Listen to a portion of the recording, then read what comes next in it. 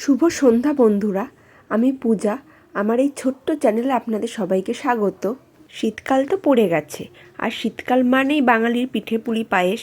তবে পিঠেপুলি খুব একটা ভালো বানাতেও পারি না, আর কখনো বানাইও নি। সবসময় বড়রাই বানিয়েছে, ওই টুকটাক হেল্প করেছি।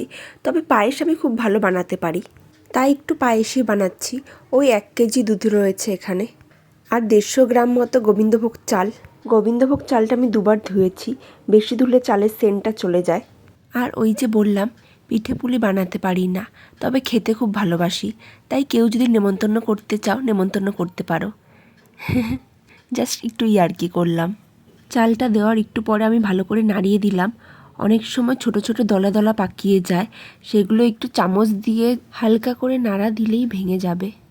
এরপর আমি 1 চিমটি নুন দিয়ে দিলাম। আমি আমার মা ঠাকুমাদের দেখেছি পায়েসের মধ্যেও 1 চিমটি নুন দিতে, তাতে পায়েসের স্বাদ আরও বেশি বেড়ে যায়। এরপর তোমাদের চালটা একটু দেখিয়ে দিই। চালটা প্রায় 70% ফুটে গেছে। এখন এর মধ্যে আমি পাটালি গুড় দিয়ে দিচ্ছি। পায়েস তো অনেক রকমের হয়, চিনির পায়েস, গুড়ের পায়েস, বাতাসার পায়েস। তোমাদের কার কোন পায়েস প্রিয় কমেন্ট করে জানিও। আর আমার কিন্তু গুড়ের পায়েসই সবচেয়ে বেশি প্রিয়। আচ্ছা, মুড়ি দিয়ে পায়েস কে কে খেয়েছো? যারা খাওনি খেয়ে দেখবে, খুব ভালো লাগে। আর পরের দিনের বাসি পায়েস ওপর দিয়ে সর পড়ে থাকা, আহা, সেটার তো কোনো তুলনাই নেই। এই গুড়টা অনেক বড় ছিল, সেটারই ছোট ছোট টুকরো করে এই কৌটোটার মধ্যে ঢেলে রাখা হয়েছে। এইভাবে টুকরো টুকরো করা থাকলে পরে রান্নায় দিতে সুবিধা হয়। গুড়টা দেওয়ার পরেই দেখো পায়েসের আসল রঙটা এসছে, কি সুন্দর কালার এসছে। এবার এর মধ্যে আমি এলাচ দিয়ে দিচ্ছি একটু ভালো সেন্টের জন্য।